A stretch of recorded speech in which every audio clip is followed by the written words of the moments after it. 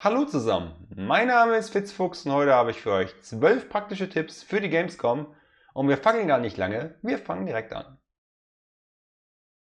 Tipp Nummer 1, da geht es ums Parken und zwar empfehle ich euch außerhalb von Köln zu parken. Nicht direkt beim Messegelände, nicht direkt bei der Gamescom, weil da will jeder hin, da ist es voll, gerade wenn man wieder nach Hause will, nicht nur direkt morgens. Das heißt, es lohnt sich da, einen Parkplatz sich zu suchen und Park and Ride zu nutzen und außerhalb dann reinzufahren. Ihr könnt mit dem Gamescom-Ticket bzw. mit dem kostenlosen Nahverkehrsticket, das ihr euch mit dem Ticket mit ausdrucken dürft, am Tag des Messebesuchs kostenlos in Köln mit Bus und Bahn fahren. Und das rate ich euch auch, weil es ist gerade auf dem Hauseweg wesentlich schneller, wenn man 20 Minuten vielleicht dann wieder nach außerhalb fährt zu seinem Parkplatz, dann ins Auto und ab auf der Autobahn, wie wenn man dann noch eine Stunde oder länger im Stau in der Innenstadt oder am Parkplatz steht, bis man überhaupt rauskommt. Tipp Nummer 2, der dreht sich ums Merchandising. Und zwar, wie ihr wisst, gibt es eine große Halle, wo man alles kaufen kann, was das Gamerherz begehrt. Aber Vorsicht, es handelt sich hier in der Regel um überteuerte Messepreise. Die Stände dort sind nicht günstig und klar, das wollen die Händler wieder reinbekommen. Deswegen rate ich euch, schaut vorher, bevor ihr etwas kauft, im Internet nach, ob es das vielleicht nicht günstiger gibt. In der Regel kann man da einiges an Geld sparen. Wobei auch dazu zu sagen ist, wenn ihr jetzt was seht, wo ihr sagt, oh, das wollte ich schon immer haben und ihr habt Angst, es nicht mehr zu bekommen, oder ihr wollt jemandem ein Geschenk machen, euch selbst das von der Messe mitbringen, klar, dann schlagt zu, jetzt seid ihr hier.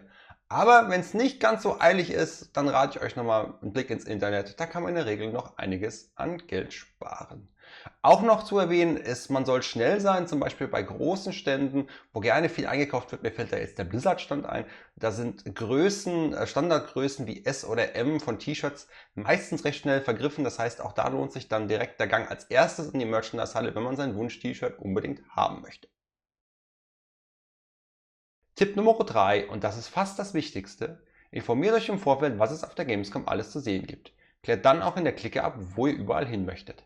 Wichtig ist noch, schaut, ob ihr euch das Spiel auch wirklich anspielen dürft. Es kommt schon des Öfteren vor, dass man eine Stunde oder länger ansteht, um sich eine Videopräsentation anzuschauen. Und dann ist es ein Video, was zum Start der Gamescom schon direkt im Internet ist. Das heißt, ihr steht dann eine Stunde oder länger an, um euch ein Video anzuschauen. Und wenn ihr Pech habt, gibt es noch nicht mal einen Werbegeschenkabschluss. Das ist dann schon ziemlich ärgerlich. Außerdem ist es noch wichtig, sich im Vorfeld zu informieren, welche Spiele kann man recht zeitnah in der Open Beta spielen. Also mir fällt da jetzt zum Beispiel ein, die Firma EA, die immer ein Battlefront oder ein Battlefield am Start hat bei der Gamescom. Und in der Regel ist es aber so, dass 1, 2 Wochen nach der Gamescom meist schon die Open Beta startet. Das heißt, lohnt es sich dann bis zu 4 Stunden oder sogar noch länger in die Warteschlange zu stellen für ein Spiel, was ihr 1 oder 2 Wochen später zu Hause gemütlich spielen könnt? Würde ich euch jetzt nicht zwingend empfehlen. Wenn ihr aber der absolute Fan von diesem Spiel seid und ihr seid nur deswegen da, klar, dann hält euch auch das nicht auf, dann stellt ihr euch dafür an. Aber manchmal lohnt es sich im Vorfeld zu schauen, ob ich mich da wirklich anstellen möchte. Als letztes zu Tipp 3 kann man noch sagen, dass man die ersten 1 bis 2 Spiele direkt morgens am Start der Gamescom schaffen kann mit unter einer Stunde, vielleicht 1,5 Stunden Wartezeit ungefähr, auch wenn es Blockbuster-Titel sind. Ansonsten würde ich wirklich darauf achten, wie die Warteschlangen sind, weil ihr geht ja nicht auf die Gamescom, um euch 4 oder 5 Stunden länger in eine Warteschlange zu stellen. Das heißt, wie gesagt, wenn man morgens flink ist, die Beine in die Hand nimmt, früh aufsteht, dann kann man schon 1, 2 auch wirklich hochkarätige AAA-Titel direkt sehen, ohne lange anstehen zu müssen.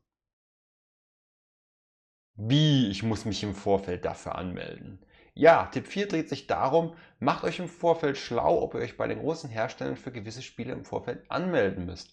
Zum Beispiel gab es bei der Gamescom 2016 eine Registrierungspflicht im Vorfeld für Resident Evil 7 VR. Das heißt, ohne das kam man da so gut wie gar nicht dran. Und dann steht ihr auf der Messe, seht das Spiel und sagt, ach schade, hätte ich ja gern gesehen, und an der Messe selbst sich anmelden ist zu spät, dann ist alles schon reserviert. Tipp Nummer 5, haltet Ausschau nach Schmuckstücken. Auch die gibt es auf der Gamescom, meist versteckt bei Indie-Herstellern, die wirklich interessante Titel dabei haben, die man so gar nicht auf dem Schirm hat. Die großen Namen, die kennt man immer, da weiß man, die kommen jedes Jahr raus oder es kommt ein neuer Titel einer Serie, die vielleicht 2 Jahre alt ist, aber das kennt man alles schon. Aber es sind öfters mal wirklich gute Spiele versteckt, die man so gar nicht wahrnimmt. Da lohnt sich ein Abstecher auch mal in die kleinen Winkel und Ecken der großen, aber auch der kleinen Hallen, um schöne Spiele zu entdecken. Jetzt habt ihr es geschafft, ihr seid in der Warteschlange eures Lieblingsspiels angekommen, die dauert aber länger und die Beine werden müde. Da empfehle ich euch unter anderem diesen Aluhocker hier. Der kostet in der Regel so 13 bis 14 Euro, hat einen Tragegurt mit dabei, das heißt, ist leicht zu tragen, fällt also nicht auf, kann man sich locker um den Arm hängen und ist wirklich sehr empfehlenswert, gerade für längere Warteschlangen. Es gibt den auch noch 2 Euro billiger aus Stahl, aber das sind, ich glaube, knapp 300 Gramm mehr und das macht sich beim Messetag tragen dann schon bemerkbar. Wenn ihr Interesse daran habt, den Link dazu packe ich euch unten in die Videobeschreibung. Jetzt sitzt ihr in der Warteschlange, aber da kann es auch recht schnell langweilig werden. Da empfehle ich euch einen Handheld mitzunehmen. Ob es jetzt der Nintendo 3DS, die PlayStation Vita oder ein ganz anderer ist, ihr könnt auch mit dem Handy spielen, vollkommen egal, aber die Zeit muss irgendwie vertrieben werden. Beim Nintendo 3DS noch ganz nett, da gibt es ja diese eingebaute Minispielsammlung, wenn man andere Leute trifft, kann man denen Spiele zusammenspielen, Puzzleteile vervollständigen. Man hat eine Länderkarte, wo man andere schon mal getroffen hat. Auf der Gamescom ist eine ganze Nation vertreten, die kann man vervollständigen. Nichts, was mich jetzt überglücklich macht, aber definitiv ein netter Zeitvertreib. Egal aber mit was ihr zockt, irgendwann wird der Akku leer. Deswegen empfehle ich euch da eine Powerbank mitzunehmen. Sofern ihr keine besitzt, ich kann euch 2 Stück empfehlen. Einmal eine kleine und einmal eine große. Die Links dazu findet ihr jeweils unten in der Videobeschreibung. Tipp Nummer 8 dreht sich um die richtige Kleidung. Wie immer an der Gamescom wird es sehr warm werden. Die Gamescom hat einfach das gute Wetter gepachtet. Daher empfehle ich euch, die passende Kleidung anzuziehen. Aber achtet auf die richtige Kleidung. Zum Beispiel empfehle ich Hosen mit großen Taschen, wo man zusätzlich Stauraum hat für Werbegeschenke, Einkäufe, aber auch wenn man sich was zu trinken mitnimmt oder etwas zu essen. Bei Frauen sagt man noch dazu zu sagen, ein Rock mag zwar luftig wirken, aber wenn man sich hinsetzt, gerade auf dem Boden, ist das eher suboptimal. Auch für vielleicht die eine oder andere Person, die gerne mal fröstelt, auch wenn es recht warm ist. Es kann in den Warteschlangen dann doch auch mal recht kühl werden, gerade in der Messehalle. Von daher vielleicht eine kleine Strickjacke schadet auch nicht einzupacken. Tut euch aber selbst einen Gefallen, verzichtet auf Rucksäcke. Wir leben in einer Zeit, wo eine Taschenkontrolle leider nötig ist und auch das finde ich schade, dass es so ist. Aber es geht um unsere aller Sicherheit und deswegen finde ich es schon okay, dass es gemacht wird. Nichtsdestotrotz, ihr seid wesentlich schneller drin, wenn ihr nicht kontrolliert werden müsst am Rucksack und ihr seid auf der Messe auch selbst wesentlich schneller unterwegs, weil ihr einfach wesentlich flinker durchkommt. Tipp Nummer 9 ist kurz und knackig, aber nicht weniger wichtig, sondern sogar sehr wichtig. Und er heißt trinken, trinken und nochmals trinken. Packt euch genug ein in die Hose, vorher erwähnt, mit den breiten Taschen. Trinkt reichlich und viel. Denn es wird warm auf der Gamescom, es wird immer warm auf der Gamescom sein. Ihr werdet nicht der Erste, der an Dehydrierung zusammenbricht. Und das muss nun wirklich nicht sein. Ihr habt fleißig getrunken und ich bin stolz auf euch. Aber das muss man ja auch irgendwann wieder loswerden. Darum dreht sich Tipp Nummer 10 um die Toiletten. Was viele nicht wissen, nicht nur am Hauptgang jeder Halle sind Toiletten zu finden, sondern auch am Ende der Hallen. Das heißt, gegenüber sind immer noch mal Toiletten versteckt. Und wenn man die aufsucht, ist wesentlich weniger los, keine Warteschlangen und man kommt viel schneller dazu, seine Notdurft zu verrichten. Tipp Nummer 11 dreht sich um den richtigen Umgang mit den Cosplayern. Cosplayern sind auf der Gamescom nicht mehr wegzudenken und ich finde, sie vervollständigen das Bild der Generation Gamer mit ihrer eigenen Kreation auf eine wunderschöne Art und Weise. Doch da gibt es immer ein paar Dinge, die viele falsch machen und die zähle ich euch jetzt auf, dass ihr diese Fehler nicht macht. Seid höflich und freundlich. Sprecht Cosplayer darauf an, denn sie freuen sich, auf ihre Cosplays angesprochen zu werden. Sie haben meist sehr viel Zeit und Herzblut in ihr Projekt gesteckt und freuen sich darüber, wenn ihr euch freut, was sie anhaben.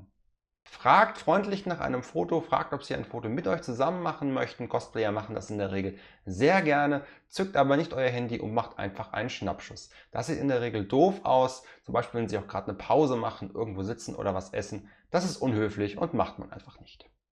Fragt auch die Cosplayer, ob ihr beim Foto den Arm um sie legen dürft, ob ihr sie generell berühren dürft. Das ist nicht selbstverständlich und wenn ihr sie dann umarmen dürft, auch nur vorsichtig, zaghaft, nicht fest ranpressen oder gar begrapschen. Das gehört nicht zum guten Ton, das macht man nicht. Generell seid auch vorsichtig beim Berühren der Rüstung oder Waffen, das macht man auch nicht, ohne vorher nachzufragen.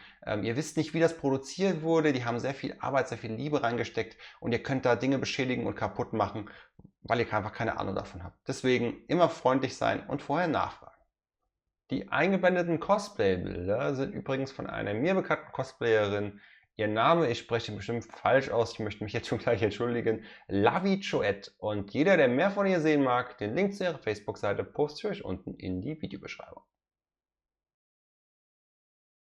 Tipp Nummer 12, der letzte Tipp, der eigentlich auch der allererste hätte sein können. Und zwar, welcher Tag ist denn für mich der beste, um hinzugehen? Ich höre mir des Öfteren, ich gehe nicht am Wochenende, da ist es mir so voll, ich gehe lieber unter der Woche. Ja, das kann richtig sein, das kann passen, wenn die Gamescom nicht an jedem Tag ausverkauft ist. In den letzten Jahren war sie das aber des Öfteren. Das heißt, sie lassen an jedem Tag gleich viele Leute rein. Ob das jetzt Dienstag, Mittwoch, Donnerstag, Freitag, Samstag ist, egal, dann ist es überall gleich voll. Das heißt, ihr macht da wirklich, gibt da keinen Vor- oder Nachteil. Samstags, klar, haben die Leute mehr Zeit, da wird in der Regel mehr los sein. Freitags natürlich auch, kann jemand früher Feierabend machen oder sich einen Brückentag dadurch holen. Aber in der Regel ist es, wie gesagt, in allen Tagen gleich voll. Ihr könnt aber Glück haben, wenn ihr unter der Woche geht und der Tag nicht ausverkauft ist, dass es dort ein wenig leerer ist. Und das waren sie, meine 12 Tipps für die Gamescom. Habe ich was vergessen? Habt ihr noch was, was unbedingt erwähnt werden muss? Dann bitte ab damit runter in die Kommentare. Und somit sind wir schon am Ende dieses Videos angelangt. Ich bedanke mich für eure Aufmerksamkeit. Mein Name ist Fitzfuchs und wir sehen uns im nächsten Video.